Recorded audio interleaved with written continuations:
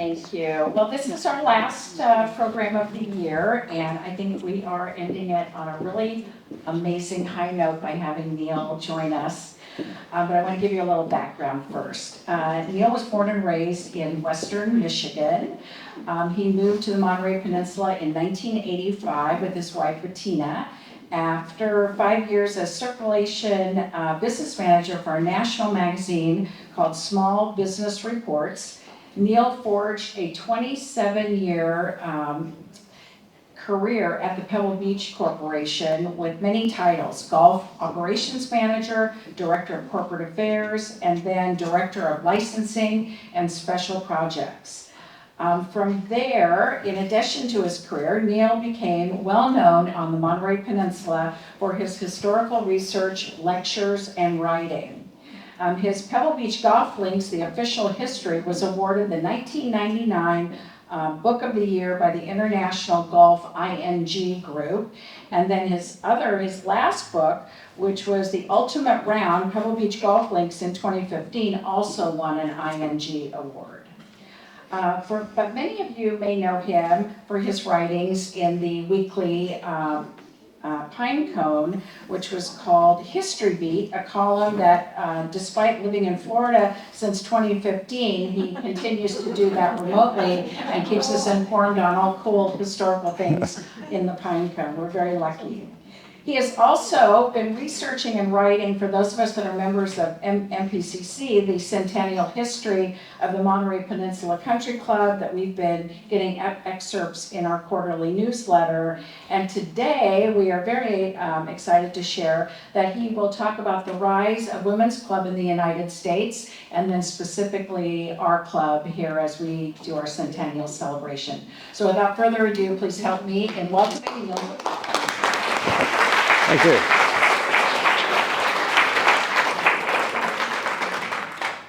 So let's get the slideshow started again. And hopefully you'll still like me after this presentation. One of the things that you need to be cautious of anytime you invite a historian to talk about your history, he maybe finds some things you don't want to know. We're always going to improve. So, it's been 5 years since I wrote this article for the History Beat, article number 52. Those of you who follow the Pinecone regularly know I haven't been regular in the Pinecone for a while now. I've been too busy with the Country Club project and working at Pebble Beach Company Archives, mostly remote still. But I actually came back for almost 2 years to work on the physical move of the Pebble Beach Archive. But this was the first history that I wrote on the Women's Club and its early days. And I found that there was an earlier Women's Club in Carmel, and I'm going, okay, I got to get this right. So I went to the Women's Club, and I'm not sure who it was that I talked to, but got the information that the club began in December of 1925, and this building opened in 1949. And I got this wonderful picture that nobody knew who the women were, but it was an early gathering of the Women's Club at the Pine Inn. In preparing this talk, I did a lot of deeper research and got some help from Tina Di Maria, who sent me some excerpts of notes on clippings that are in the archives here. Again, I'm writing this remotely, so I'm limited to what I can research. But one of the things she gave me was this famous quote. On December 6, 1925, 54 women met at the Pine Inn and signed their names as charter members of the Carmel Women's Club. I have searched and searched to find conclusive evidence of where this quote came from. The closest I could come is this article in the Pinecone from 1946, where Mrs. Saxton Pope read a brief history of the club, which in 3 more years will celebrate its 25th birthday, and it was on December 6, 1925, that 54 women met at the Pine Inn and signed the original papers as a charter. It's the earliest place I can find this quote. So I'm assuming that it was either Mrs. Saxton's history or research of this history in the papers that got you the quote that you've used in your publications for more than 75 years. So it's a wonderful tradition. is not history. Here's your history. The first meeting of the Carmel Women's Club was in December 1926. Oh.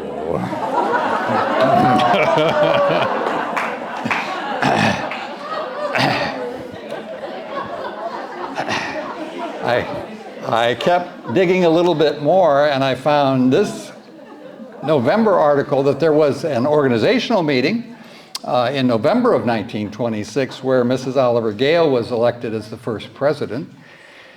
And she is, in fact, listed as your first president in your club records. Spelled differently, so I've corrected Tina on the spelling so she could get your records correct.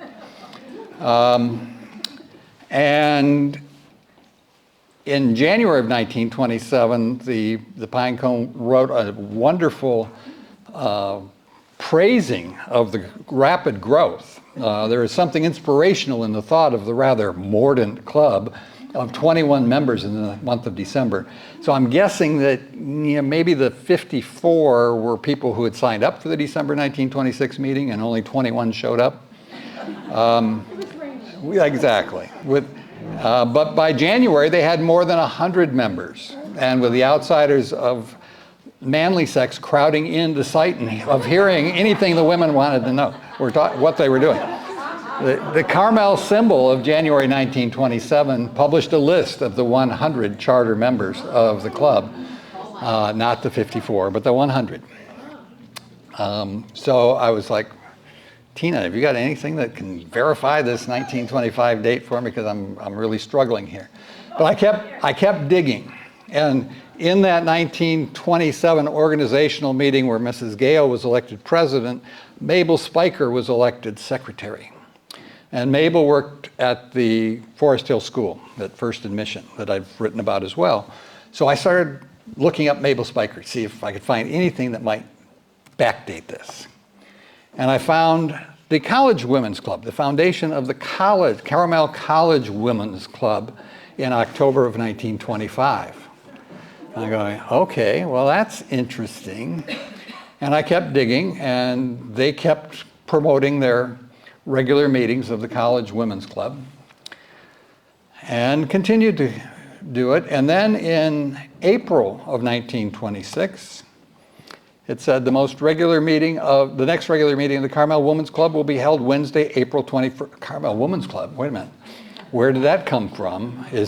Did the other club exist before the November meeting? What is the deal? Well, the answer came in the next week's Pinecone, where the College Women's Club decided to reorganize as the Women's Club of Carmel, and that they were going to have an organizational meeting in September. Okay, so there maybe is a connection here. So they had their organizational meeting in September and decided to call themselves the Carmel Women's Club, your group, and it will hold its next meeting on October 4th at the Pine Inn. I can't find that they had that meeting, but they did have the November meeting that I talked to you about earlier. And if you read that one carefully, the Carmel Women's Club notice of September 26th says they elected Mrs. Mary D. Harris as the first president. And this one says Mrs. Harris recently returned from abroad as the temporary chairman. So I think we can assume that Mary Harris was the temporary chairman who was elected in September and actually was first vice president in the November 1926 election. But from that, we can in fact say that the club started in October of 1925, reorganized as the Carmel Women's Club, so you can still celebrate your 1925 celebration.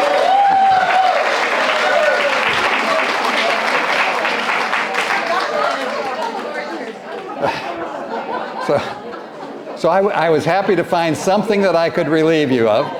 You can decide whether or not you want to use 1925 or 1926. Tradition is a wonderful thing, so 25 isn't all bad. But I don't think you can really use that 1925 quote anymore. But again, tradition is a wonderful thing. You guys can do whatever you want. Yeah.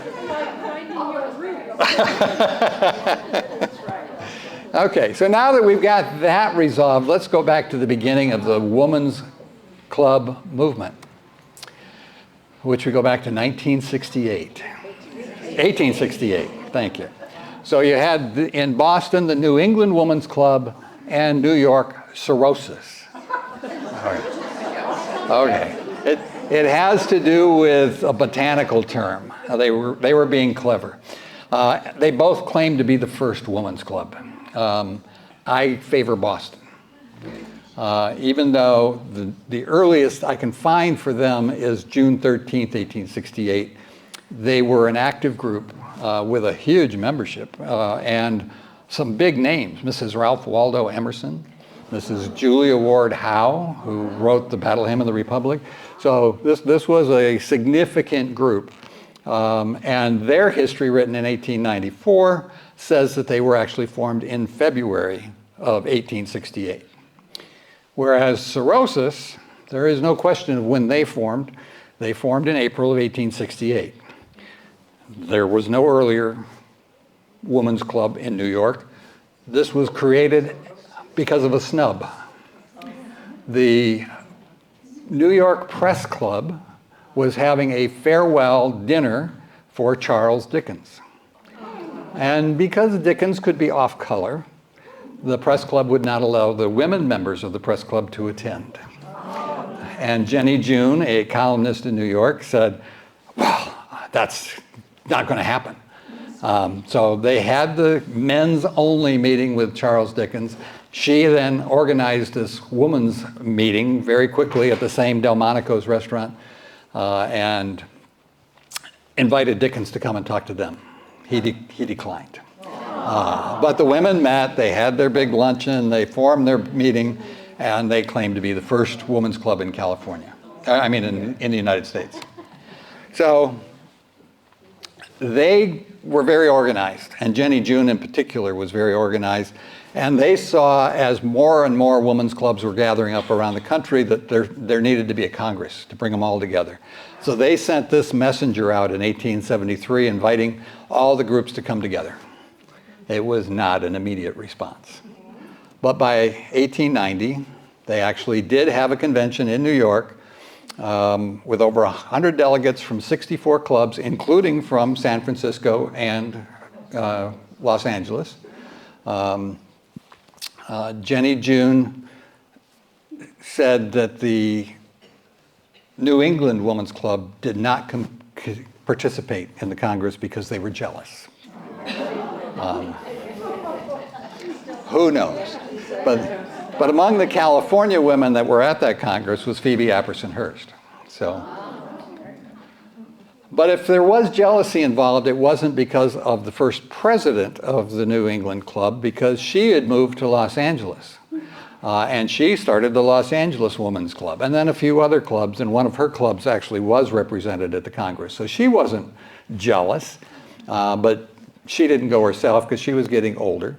But she became known as Madam Severance, and very popular in the Los Angeles circles. And very active up until the end. So when the vote was given to women, she was given the honor of being the first woman in Los Angeles to register to vote. And she wrote for occupation, mother of clubs, and for party affiliation, unaffiliated. And then the women's clubs, so you had the National Congress that formed the Women's Club of, the General Federation of Women's Clubs, was the national level. And then they started forming state and regional. And the California Federation of Women's Clubs was formed in 1900. And the Monterey County Federation of Women's Clubs was formed in 1920. And Carmel was represented in that early one, but it was the women of the Carmel the Arts and Crafts Club. So they were the early women. And I actually wrote about that in my article from 2020 because The article that was published at the time indicated that the Carmel Women's Club was involved in the fundraising for this pioneer mother statue that was being built for the 1915 Panama Pacific Exhibition in San Francisco.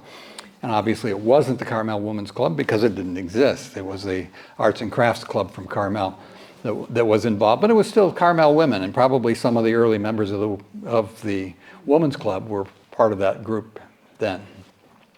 You might be interested to know that after the 1915 exhibition, it was put in storage, fell into disrepair, was found in the 1930s, was rehabilitated for the exhibition at Treasure Island, and then given a permanent home in Golden Gate Park. And you can find it near Stowe Lake. So now back to your club. This is Mrs. Mary Wellington Gale, also known as Mrs. Oliver Marble Gale, who was your first president.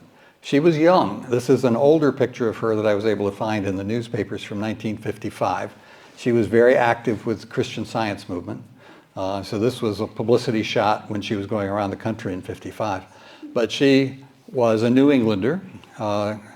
She was second wife of Mr. Gale. They were essentially newlyweds when they moved to Carmel in 1925 or 26, depending on the records are a little, they looked like they bought some property. They actually traveled the world together just before they came and settled in Carmel. So they were relatively new residents of Carmel when she was unanimously elected the first president of the club. So she had to be pretty impressive. And this quote from the Gonzales Tribune when she spoke to the county described her as, she hails from Boston, is possessed of an academic mind and with characteristic New England precision. So she apparently was a pretty impressive woman. And she was pretty ambitious. Her husband was also pretty impressive, and in 1926, he actually went on stage with the Arts and Crafts Theater as one of the actors in the play In His Arms. And he was also a published writer. He wrote several children's books, sometimes under pseudonyms, Eliot Whitney, Oliver Gale, Robert Duncan, and he also participated in this huge volume of American history that he wrote. And then in 1918, he published this wonderful collection of Wilson's speeches with a lot of information about how we got into the war, what Wilson meant to America during the war. So it was very well described. The book provides a comprehensive insight into American involvement in the war, World War I, of course, the reasons behind it and the impact it had on the country. Wilson's speeches cover a range of topics, including the reasons why the United States entered the war, the principles of democracy and freedom, and the role of the United States in shaping the future of the world, and the sacrifices made by American soldiers and their families. So it was a comprehensive work and very important in the relationship between the Gales because they played off each other very well, and Oliver actually became one of the early speakers at the club. Now, at her election, she gave a wonderful address about how it was a real experiment in citizenship to be part of the Women's Club in Carmel, to bring about a solidarity of the women of Carmel, to promote a community spirit. She talked about how we elect our trustees, which what we called city councilmen today, they called trustees then. We elect them, but do we continue to support them in doing the things they need to do? And that's something that we can do collectively as a women's club more than we can individually. So it was a real call to citizenship. And that in all of the studies in drama, literature, art, and music, that only makes us stronger citizens so that we understand the culture and we can be that much more impressive. So she truly was an impressive woman. And in December of 1926, she set up all these sections for the club with people in charge. So there was a civics section, a current events forum that was a bi-weekly forum open to everybody in town, not just for the women. The International Relations Committee, the Education, Dramatics, Literary and Music, Nature Study, Gardening, Hospitality, House Committee, Publicity. It's enough to wear you out for a new club. And they didn't waste any time. The first forum was presented on December 16th. And Dr. Wilson Davidson, who was a retired Army surgeon who had served in the Philippines, spoke about the state of the American Union and particularly about the Philippines, while Mr. Gale spoke about the world and all the things that he was sensing from the world. They had a little disagreement on what the United States should do with the Philippines, but it was clearly a very interesting forum, and these continued on bi-weekly. So in January, she starts building her program, and in January she announces plans for the Carmel Women's Club to present an Institute of World Affairs conference. That's ambitious. In February, she presented a special forum at the Sunset School Auditorium with Argyle Campbell, who was the city attorney here and Monterey, and he was discussing the proposal for making Monterey County a charter county.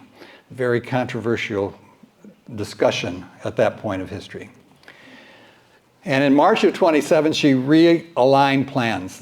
After meeting with Stanford, she realized that their planned institute was too big for the club, that the club would continue to be a host. Some of the women would be on the planning level, but they needed a separate organization to make this institute really work. And then in May, she proposed a $100,000 bond to finance a new recreation center on Carmel Beach to replace the old dilapidated bathhouse.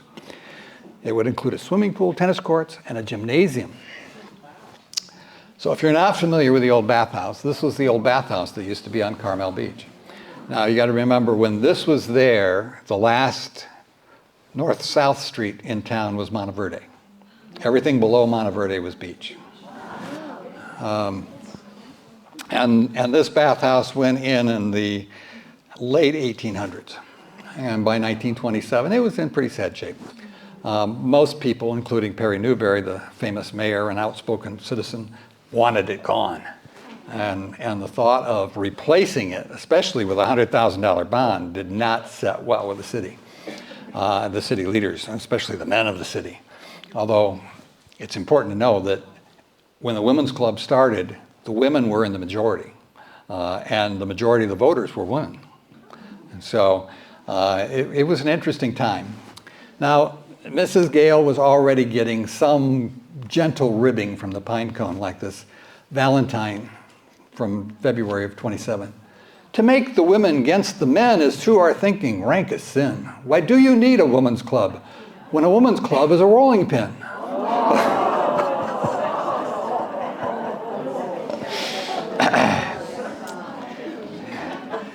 Well, the Carmel Symbol, the competing paper in town, was not at all happy with Mrs. Gale's suggestion on a $100,000 bond. And he wrote, "The trouble with the Carmel Women's Club is that it's one of those let's do something complexes, inspired by a leader who likes action. Communing with wildflowers and listening to nightingales isn't her idea of a good time." Now, it's important to know that up until this time, the Carmel Symbol was basically the newsletter for the club. They were publishing everything that was going on with the club, everything, and all of a sudden, boom, Publisher Bassett had nothing more to do with the club. The club was not mentioned in the Carmel Symbol again until 1936. So it was a troubling time and a tense time, and the Gales left town. So June of 27, she's no longer your president. So assumedly your first vice president, Mrs. Harris, would have been your next president. There's no records. The club didn't have a minutes book back then. So there's no record of whether that really was the case, and we'll follow on with that.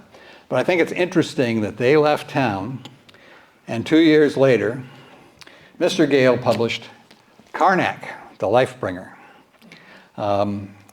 which is kind of an interesting book about prehistory.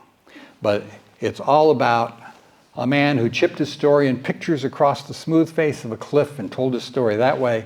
He discovered fire and the use of the bow and arrow, and how his startling innovations led the conservative members of his caveman tribe to drive him out into the wilderness. Yeah, think there was any kind of a dig at Carmel in this book? Well, let me assure you that in chapter 3 he says, life bringers, which he considered himself one, I'm sure, are as a rule looked upon as nuisances. We, general society, and probably Carmel in particular, want to be permitted to cling in peace to our old familiar caves of theology, politics, economics, and other social order without being disturbed. Our idea of heaven itself is a glorious and musical sort of place where everything is over and nothing more can happen. Whereas life is in fact in a state of flux in which nothing is ever crystallized or finished, a ceaseless discard, renewal, and refreshment, a forward march into the unfoldment, a vast experiment with good and endless experience with God himself, who is life and gives it endlessly. To be on guard against a changing life is to ward off life itself, to miss the very point and purpose of existence. So I think it clearly was a dig. I haven't gotten all the way through it. I found it while I was ordered a copy, and I've started reading it, but it clearly was kind of a dig at Carmel. And you have to remember that Carmel had just had Perry Newberry as the mayor in 1922, who won on the campaign trail as, if you want change, don't vote for me. So he was considered the backbone of Carmel, and both as mayor and later as Pinecone publisher, he had his sense. But very little was written about the Women's Club for the next several months, I mean. So Carmel Women's Club had their election of officers in 26, and you had Mary Day Harris was the first vice president, Letty Harvey was the second, Maud Arndt the third. One would assume that Mary would have become your president when Mrs. Gale left town. So who is she? Mary Day Harris was a Westerner, Midwesterner. She was born in Illinois, married a Nebraska man, followed him around because he was a successful businessman. He retired early at his doctor's recommendation, bought a stock farm in the Ozarks. She started writing magazine articles about life on the stock farm, and then they went back to Omaha in 1917 to be closer to family. Their son died during World War I, and a few months later, her husband died, so she's widowed.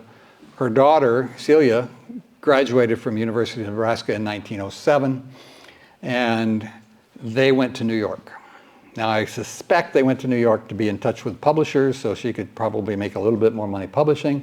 This seems to be where she got involved in politics and became politically active. And probably where she met Letty Harvey, who was the second vice president on that list. Letty and her daughter Gladys, who was about the same age as Celia, were from Menominee, Wisconsin. And soon the Harrises were in Menominee, Wisconsin, along with the Harveys.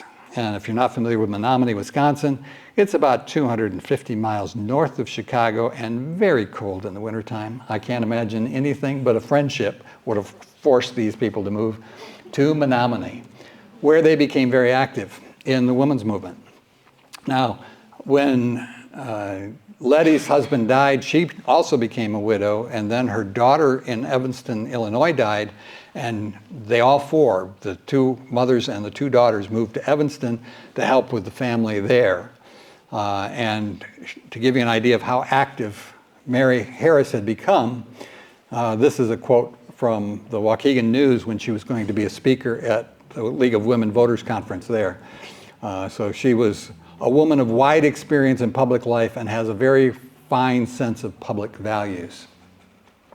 To give you an idea of how wide a sense she had, she actually attended the national conference of the League of Women Voters in 1922 and 1923, went on to go back to the Menominee people and report on the 1923 conference. So she was well-traveled, very active in both the Menominee Women's Club and the League for Women Voters. And somehow she ended up in the summer of 1923 in Carmel. We don't know how, but we do have records that Mary and her daughter Celia were in Carmel renting a house on San Antonio. Then she actually, a letter that she wrote was on the front page of the 1926 Carmel Pinecone. And she became an active player, this is Celia, became an active player with the Arts and Crafts Club, and I suspect as a graduate of the University of Nebraska, she was part of that college women's club that organized in 1925. And when they decided to become the women's club, Celia likely said, my mother knows all about women's clubs and she's a good organizer, so let's bring her in. And that's how she got elected as the temporary chairman at their first meeting in September of 26. Unfortunately, according to Mary's obit that was published in the 1947 Pinecone, she was not a full-time resident of Carmel. She lived in San Jose and came down for long visits, but was only a full-time resident for the last 2 years of her life. So maybe she was president, and maybe she decided not to be president, in which case it would have fallen to Letty, who was also a part-time resident because she had a primary residence up in Berkeley. Or it might have been Arndt or not. We have this interesting mystery. But in February of 28, finally, the Pinecone writes something about the Women's Club. And it's this wonderful roster of what they were up to, what their schedule was for the coming month. Doesn't mention anything about officers other than the parliamentarian. I noticed that it reports everything was going good from all sections. So the club was still actively working. Although I note that the forum that was bi-weekly is missing from the calendar. So whether that continued or not, we don't know. But then the Pinecone started talking about these are three of the things that showed up in the Pinecone that the women were up to. They were helping with the reception at the Harrison Memorial Library, that the garden section helped establish the garden at the library, and was now turning maintenance over to the library directors. And in May, the civic section had taken the lead in getting all of the signs removed from the new Highway 1 between Monterey and Carmel. So good on you for that. And then we have this odd quirk. So we had the election in November of 26, and now there's an election in May of 28. And Mrs. Harry S. Nye, Grace Nye, was re-elected as president. So when was she elected? Did they have a special election in July when the Gales left town and she became president because none of the vice presidents wanted to be? We don't know. She's listed in your club history as the second president, so we'll assume she was your second president, and Mary Gale, as a part-time resident, was not your president, or was not the president of the club, but would have been an active woman. So Grace Nye, she at least was largely a Californian. She spent most of her life in California. She was born in Kentucky, but she came to Berkeley when she was just a toddler. Her father was a teacher at UC Berkeley. She graduated from UC Berkeley and became a high school English teacher in San Bernardino and later in Oakland. She then married Harry Seymour Nye of Boston and moved back to Massachusetts. They were living in Cambridge, Massachusetts when her father died in 1919, but they were soon back in California because he showed the Sutton home in Berkeley as their address on the Red Cross papers that he had for coming back from Europe in May of 19. And in January of 1920, with the US Census, they were living in San Mateo. And then they bought in her name lots 2 and 4 of Block 31, 131 in 1921. So they became residents here fairly early on. When she actually became president, we don't know, but she would have been president in 1928 when the Women's Club joined the State Federation. This is an article from the Sacramento Union. It was published in several papers across the state in October 28, the Carmel Women's Club was one of 7 clubs that joined the State Federation. I don't believe you're still part of the State Federation. You're not listed with them, and I don't know when you stopped being part of the State Federation, but in October of 1928, you were part of the State Federation. Now, this is probably a good time to address Women's Club versus Women's Club. And I went to the source. This is an email I got back from the General Federation of Women's Clubs, who pointed out that there was a non-binding but wide-ranging decision or agreement that women's, for local club names, went something along the lines of, it's a club for a woman. And the plural would be the women's. So the federation, the state federation, the federal national federation would be women's clubs. She said she even come across one or two late 19th century clubs that changed from being women's club to women's club to meet that informal standard. But she said more recently she's been getting inquiries from new members of women's clubs who think it's wrong and they need to get it changed. And she says there's really nothing to fix. So there's no problem with being the women's club. It's got a long history and tradition. And interestingly, before this quiet agreement was made, I'll bring you back to Jenny Jones' 1890 press release, where it was the General Federation of Women's Club, and they were using S apostrophe to pluralize women's clubs, as opposed to women apostrophe S to pluralize the women's clubs. So Grace and I had a pretty active presidency. It was then that the garden section committed to designing and planting the garden around the new library, the sign program that I talked about earlier. They installed a third bird bath at the Harrison Library in June of 28. They joined the Federation in October. The members created a landscape plan for the proposed Diefendorf Park in 1929. There was still a lot of debate. There was some people who thought City Hall should be built in Diefendorf Park. So that plan wasn't necessarily used. Whether it still existed when they put together the final plan, I don't know. But they put together a plan in 29. And they hosted their first Carmel flower show in the El Paseo courtyard. So that was the beginning. The garden section was a very active section in the early days. Not only at the Harrison Library, but doing all kinds of things around town. They got more press than anybody else.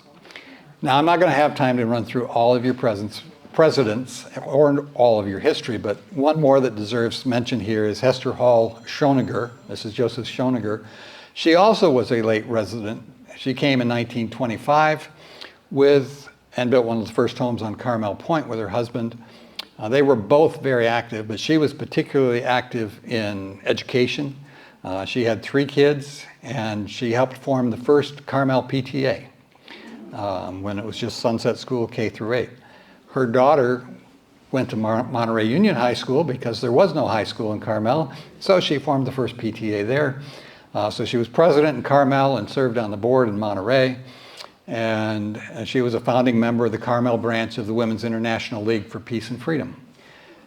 She helped form, she was elected to the Carmel Women's Club in October of 1929, elected trustee of Monterey Union High School in 1930, and elected trustee of the Community Chest in 1930.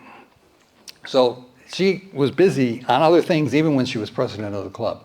That's the kind of strong women you've got a history of here, and I think you should be well proud of that.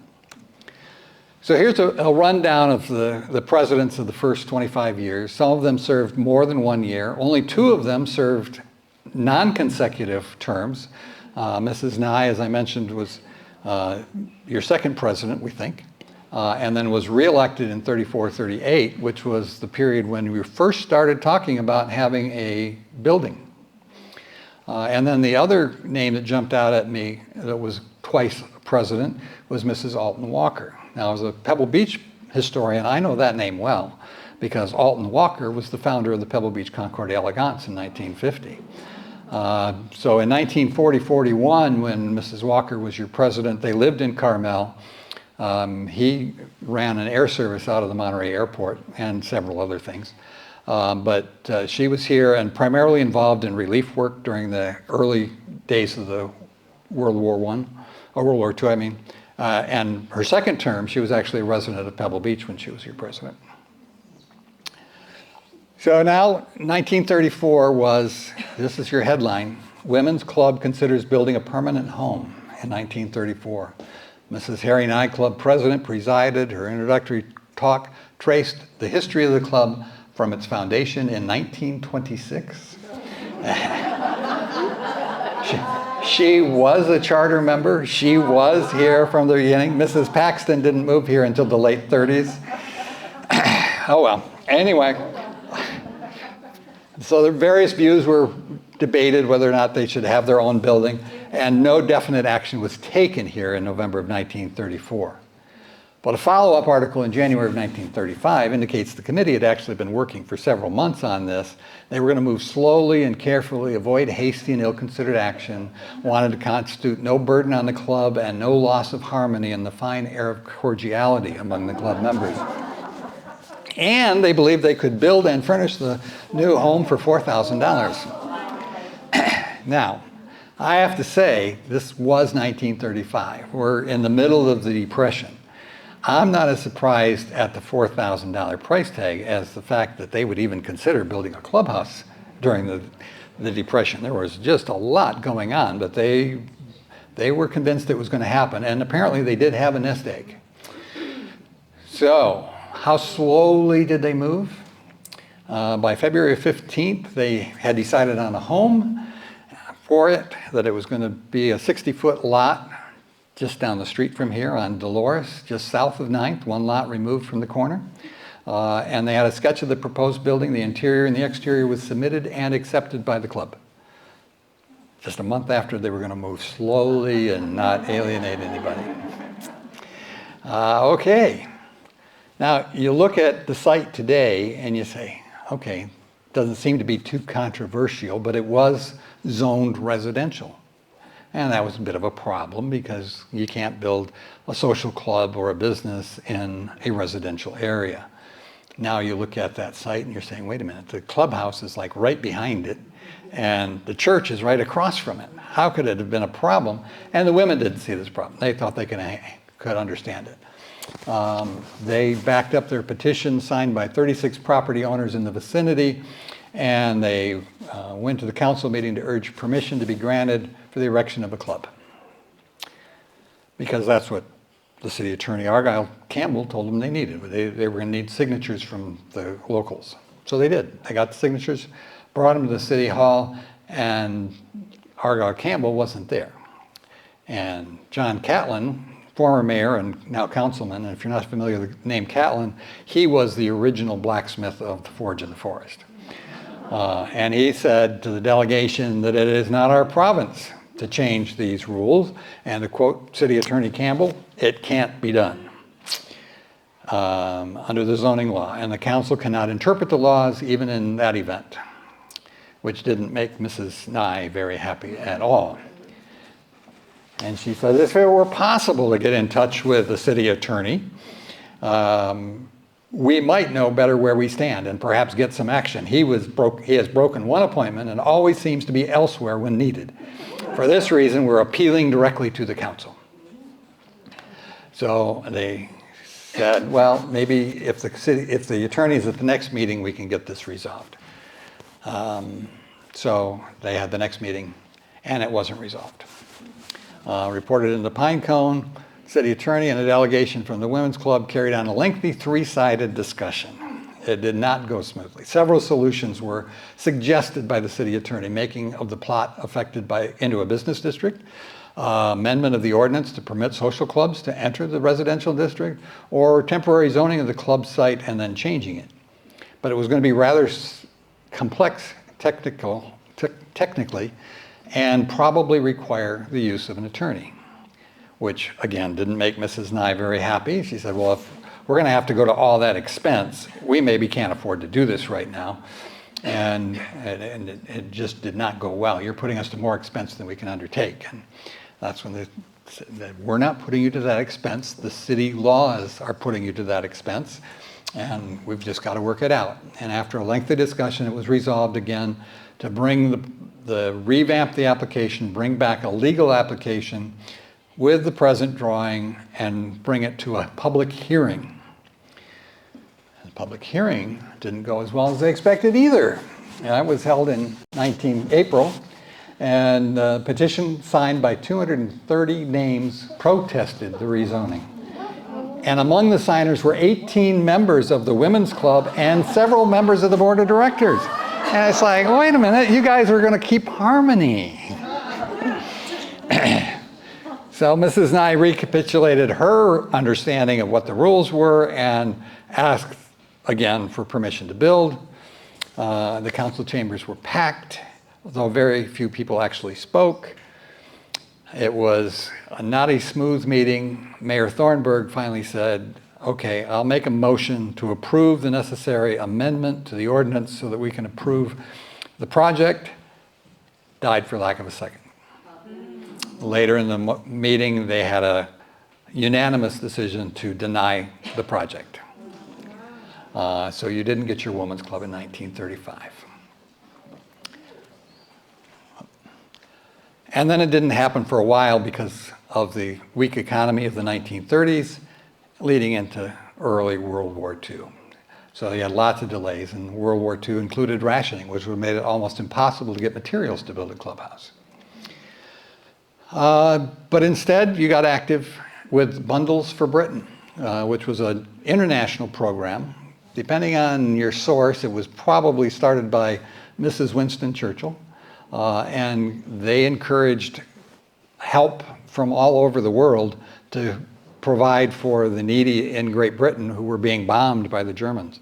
And the club here started raising funds, and they had teas, and they gathered blankets, and they gathered clothes, and they were very supportive of this whole project. Here's an article that I found from January of 1941 that says the Women's Club has already raised enough money to pay for the first installment of an ambulance to be the gift from the women of Carmel to the British people. A few months later, they had more than $1,000 that was going to be used to purchase a fully equipped mobile canteen. So now did they change their priority from ambulance to canteen? I think so, because I found this September 1941 article with a letter back from the campaign headquarters saying that the $1,500 that they sent in was being wired to London for the purchase of the mobile canteen. So it was a big gift, however you cut it.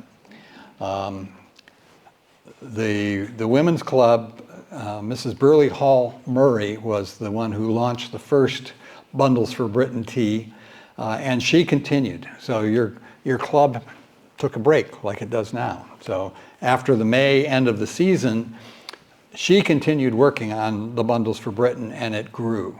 So she had a storefront on Dolores where people could bring things. As America got into the war, the project grew from Bundles to Britain for Bundles for Blue Coats, which were Navy sailors, to Bundles for America. And it had its own organization. A lot of the women's members were part of that organization, but as a separate organization after 1941 that continued to raise money to help the people of Europe. And then as that was winding down, while the war was still going on, the women launched a building fund. They were now again going to have a building fund. So this program will officially open the drive for the club's building fund, the musical presentation at the Playhouse. So in October of '44, while the war was still going on, you're going, okay, we're gonna go back to building a club. And in August of '45, you actually celebrated being able to buy these two lots where the clubhouse is. So in '45, you got the lots and continued the building fund. So congratulations. So this was during the second term of Mrs. Walker that this was going on. And the building fund campaign continued with public forums, bridge parties, special events. This article is about a bazaar, the Christmas bazaar that was going to raise money for the clubhouse. And as time went on, they raised enough money, and by February of '48, you were ready to get permit. And you not only applied for the permit in February of 1948, you got it in February of 1948. Much quicker response from the city. Now, by this time, the church had been built. And I can tell you that the newspaper reports when the church was going for a variance were reminding them that you refused the variance for the women's club. What's the deal? Well, whatever. It's a church. So, and if you don't know, this was not the first home of All Saints Church. the first home of All Saints Church is today's City Hall. So anyway, you got your permit much quicker in 1948, and you hired Thomas Elston as your architect. He was a graduate of UC Berkeley. His father was a professor at UC Berkeley. He was down in Pasadena with his wife right after they got married, but he came up here in 46 with some kids, established an office on 6th Street here in Carmel, and got a partner who had an office in Salinas that was affiliated with movie sets. So he was now going to be an architect in Salinas after doing movie sets. But Elston was a top-notch architect who came here. His early pre-blueprint plans were brought to the Planning Commission, and they loved them.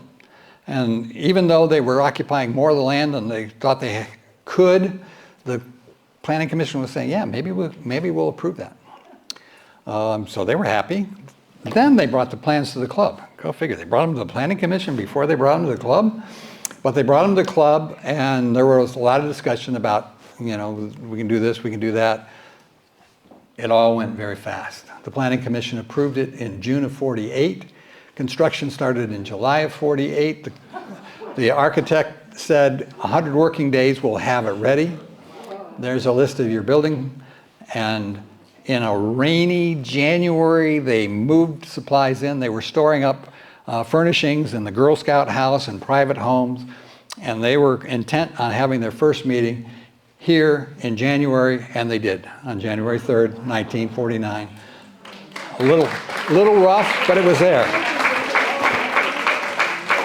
And that brings you to the new era and the end of my talk. So